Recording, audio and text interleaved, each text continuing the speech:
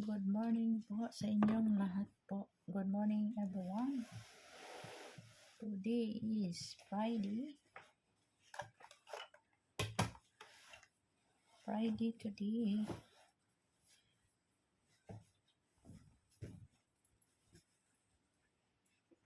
Friday of the right? But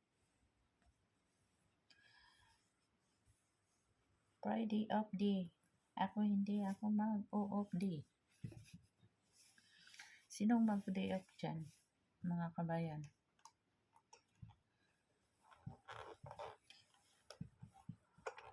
Hindi ako makalabas kasi daming plansahe na malansa ako. Hirap ng domestic helper na yung trabaho. Hirap po yung trabaho sa bahay. Kadama life ito.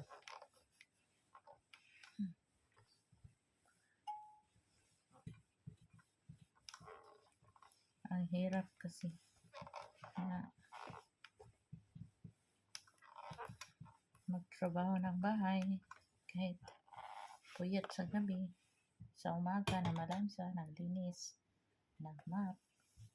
Pag alas 2 ng hapon, magluto naman para sa pagkain.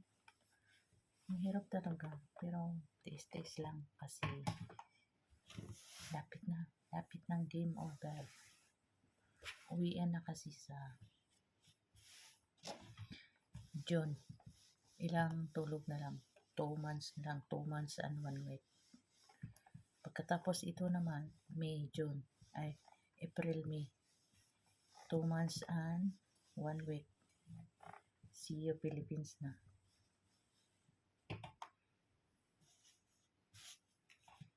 Excited na ako umuwi kasi nakita ko na yung mga pamilya ko, anak ko, kapatid ko, husband ko. Nakita ko na po sa Pilipinas.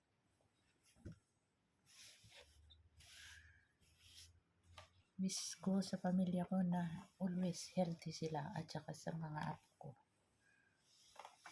Yung apo ko. At nagpasalamat ako kay God na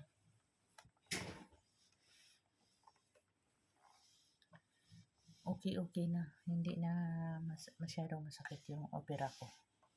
May opera kasi ako sa abdo. Tinatanggal yung abdo ko at saka yung bato. Ang hirap kasi talaga. Ipakita ko sa inyo yung abdo ko. Yung stone ko. Para makita niyo kung gaano siya kalaki. Sa vlog ko mamaya. Ipakita ko kung gaano kalaki. Super laki siya. Parang jackstone. Kalaki.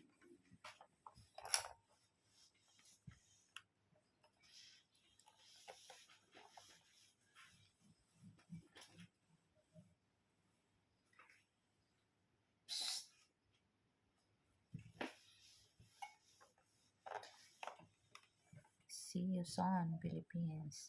Now good, peaceful in Qatar, back to normal. I'm so happy because now back to normal. If I go in Philippines, I can go.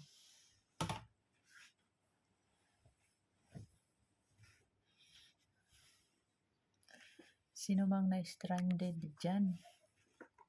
Dito sa Qatar, mga Pilipino. Sana makauwi na kayo. Kasi excited naman kayo makita yung pamilya mo pa. Tapos dito lang kayo sa Qatar na stranded. Diba? Okay lang kasi at least safety kayo. Kasi kaysa umuwi kayo na hindi kayo ligtas na may mga lumilipad sa langit na hindi ko lang i-mention kung anong lumilipad. Ang hirap kasi kung umuwi kayo na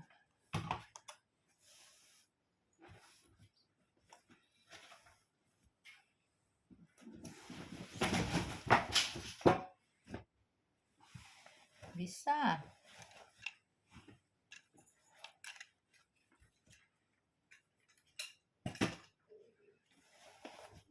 See you, my family. See you soon.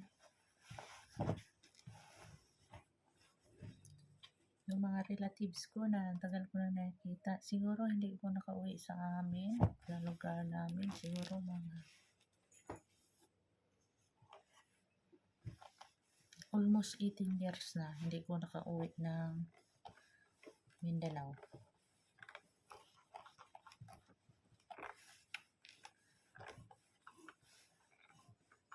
Soon, ilang tulog na lang makauwi na ako na sa Mindanao po.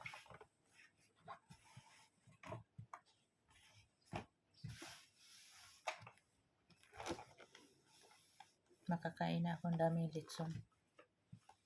Alam mo ba, miss ko yung litson. Kasi